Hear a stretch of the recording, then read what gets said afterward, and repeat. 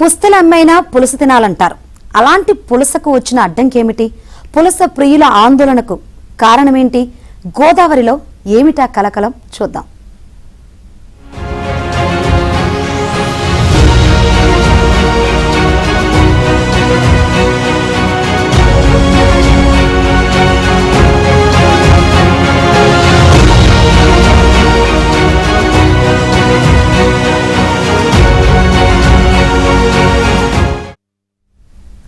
గోదావరి అంటే పులస, పులస అంటే గోదావరి.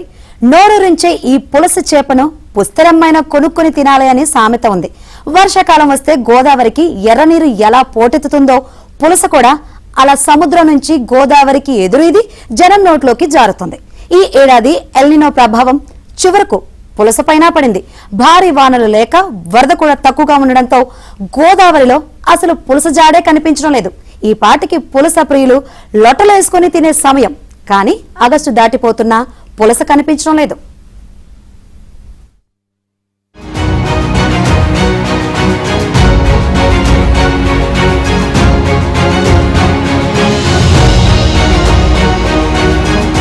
గోదారోళ్లకు మహా ఇష్టమైన ఆహారం అది. చుట్టాలు స్నేహితులు వస్తే తప్పకుండా వండి పెట్టే జల పుష్పం అది. ఈసారి మాత్రం సీజన్ దాటిపోతున్నా గోదావరిలో పులస కనిపించడం లేదు. ఏటా ఈ పాటికి భారీగా దొరికే పులస ఈసారి మాత్రం మోహం చాటేసింది.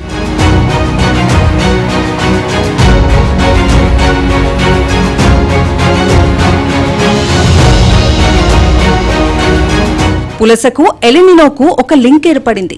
ఎల్నినో ప్రభావంతో తూర్పుగోదావరి జిల్లాలోనూ వానలు లేవు. దీంతో గోదావరిలోకి వాన నీరు వెళ్లటం లేదు. అలాగే ఎగువన భారీ వర్షాలు లేక వరద పెద్దగా పోటెత్తటం లేదు. దీంతో ఎర్రనీరు లేక పులస అసలు కనిపించటం లేదు. ఏటా యానం, గౌతమి, గోదావరిలో పులసలు దొరుకుతాయి. వేలు ఖర్చు పెట్టి మరీ ఈ చేపలు కొనేందుకు చాలా మంది పులస ప్రియులు ఎగబడతారు. విదేశాల్లో ఉన్న గోదావరి వాసులు తమ వారితో సరదాగా పులస దొరికిందా, పులస తిన్నారా అని ఆరా తీస్తారు. కానీ ఏడాదంతా ఎదురుచూస్తున్నా పులస చిక్కక పులస ప్రియులు తెగ బాధపడిపోతున్నారు. ఈ సీజన్లో ఇప్పటి వరకు కేవలం 2 మాత్రమే దొరికాయి. అవి చిన్నవి. కేవలం పులసలు తక్కువగా వస్తున్నాయండి. ఈ సంవత్సరం పేరు చెప్పి 2 పులసలు వచ్చాయండి. గోదావరి పులసలు ఒకటి 14 ఏళ్ళకి వెళ్ళిందండి, ఒకటి 14 ఏళ్ళకి వెళ్ళిందండి. ఇప్పుడు అప్పుడే దగ్గరగా 5-6 సంవత్సరాల మట్టి నుంచి పులస సంపద అన్నదే పోయిందండి. పులస సంపద లేదండి. ఈ రెజెన్సీ వల్ల మొత్తానికి సముద్రంలోంచి ఒక పులస కూడా రావట్లేదండి. మత్స్యకారులు పాపం చాలా పాడైపోయారండి. దీని మీదే బతికేవాడు అండి. జీవపత్రం ఇదే అండి, మా బతుకుదేరు ఇదే అండి. మా బతుకుదేరు అన్నది లేకుండా అయిపోయింది. అయితే ఈ వర్షపురతలో వర్ష నుంచి రావడం వల్ల ఇవే అండి చుట్టాలు పట్టడానికి బాక్సులు వేసి 2-3 చేపలు కూర కొనుక్కుని వాళ్ళు ఇవే పట్టుకెళ్తున్నారండి. వాస్తవానికి పులసలు వెండి రంగులో ఉంటాయి. ఆరోహక వలస జాతికి చెందిన పులసలు సాధారణంగా సముద్రంలో జీవిస్తాయి. అయితే సంతాన ఉత్పత్తి కోసం ఆస్ట్రేలియా, న్యూజిలాండ్, టాంజానియా వంటి సుదూర ప్రాంతాల నుంచి వచ్చి హిందూ మహాసముద్రంలో ప్రవేశించి అక్కడి నుంచి బంగాళాఖాతం గుండా వరదల సమయంలో గోదావరిలోకి వచ్చి చేరుతాయి. గోదావరి వరద నీరు వచ్చి సముద్రంలో కలిసే సమయంలో గుడ్లు పెట్టిన తర్వాత అక్టోబర్ నాటికి తిరిగి సాగరానికి చేరుకుంటాయి. అలా వెళ్లే క్రమంలో జూలై, ఆగస్టు, సెప్టెంబర్ నెలల్లో వరదలు వచ్చినప్పుడు కొన్ని చేపలు సముద్రం నుంచి గోదావరిలో ఎదురీదుకుంటూ వెళ్తూ జాలర్లకు చిక్కుతాయి. అరుదైన ఈ పులస చేపలు గోదావరిలో తప్ప ఇంకెక్కడా దొరకవు. అందుకే దీనికి అంత గిరాకీ.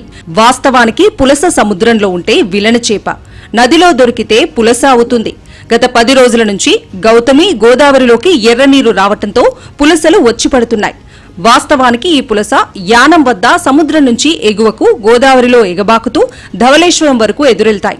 ఈ క్రమంలో ఎక్కడ మత్స్యకారులకు చిక్కుతుందో తెలియదు. చిక్కిందంటే మాత్రం పంట పండినట్లే. నదీ ప్రవాహానికి అతివేగంగా ఎదురీదటం ఈ చేప ప్రత్యేకత.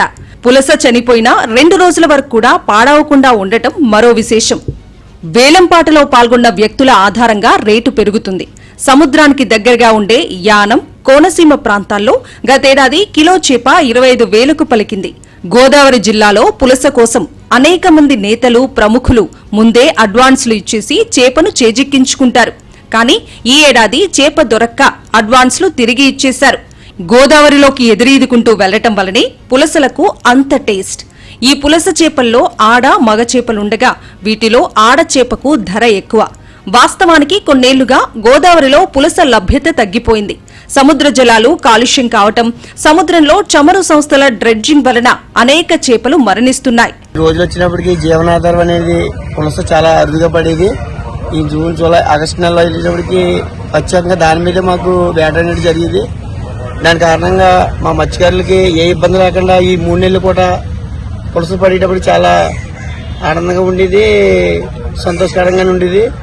గత ఈ 5 సంవత్సరాలు 6 సంవత్సరాల బండి నుంచి గత వైఎన్జీసీ కంపెనీలు లోపల ఉండడం వల్ల, సౌర సంస్థ వల్ల మాకు పులస అనేది జీవనోపాధి కాకుండా అది మొత్తం పూర్తిగా అంతమైపోయే అవకాశంగా వచ్చేసింది. ఇప్పుడు మాకు లాస్ట్ ఫైనల్ గానే ఇన్నాళ్ళకి ఈ సంవత్సరంలో వచ్చి 2 పులసలు పడ్డాయి మాకు.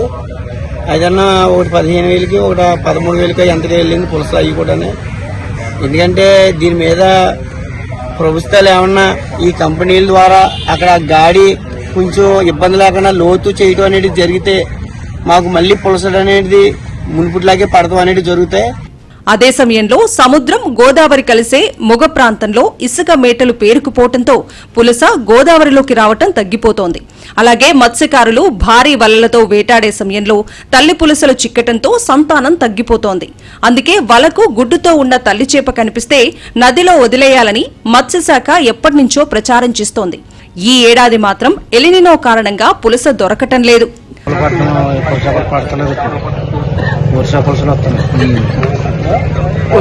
ఇక్కడ ఆయిల్ కంపెనీలు వీటి వల్ల తగ్గడం వల్ల 4 కప్పు పడిపోయింది. దానివల్ల చేపలు కొన్నారు 5 సంవత్సరాల నుంచి పడతలు సరిగా. ఇంకా వర్ష పులుసులు తెచ్చుకుంటే అమ్ముకుంటున్నారు ఆడలు. వేటలు కూడా సరిగా దొరకట్లేదు. అన్నం అంటే మనకి ఇదే ఆధారం బతుకుతారు. ఈ కంపెనీలు వచ్చిన కాడి నుంచి మొత్తం మా ఏట అంతా పోయింది. వాళ్ళు ఏమన్నా తవ్వించేలా ఉంటే తవ్వించాలి సెంటర్లో సముద్రానికి. తవ్విస్తే ఇప్పుడు మాకు జీవనం కూడా బాగుంటుంది. అదంతే మా పని. ఏ ఒడ్డుకే వెళ్ళిపోయి పనులు చేసుకుని ఆ ఊరు వెళ్ళిపోయి ఊరు వదిలేసి. వాస్తవానికి ఉమ్మడి ఉభయ గోదావరి జిల్లాలో 2010కి ముందు సరాసరి సీజన్లో 3 టన్నుల పులస చిక్కేది. కానీ ఇప్పుడు ఉమ్మడి తూర్పు గోదావరి జిల్లాలో 2 క్వింటాలకు కూడా దొరకటం లేదు. ఈ ఏడాది 50 కిలోలు కూడా దొరకలేదు. అయితే ఈ ఏడాది పులస దొరక్కపోవడంతో దానికి ఉన్న డిమాండ్ను అడ్డు పెట్టుకుని కొందరు సముద్ర చేపలను తెచ్చి పులస పేరుతో అమ్మేస్తున్నారు. కొందరు ఒడిశా నుంచి సముద్రంలో దొరికే విలసలను తెచ్చి పులస కింద అంటగడుతున్నారు.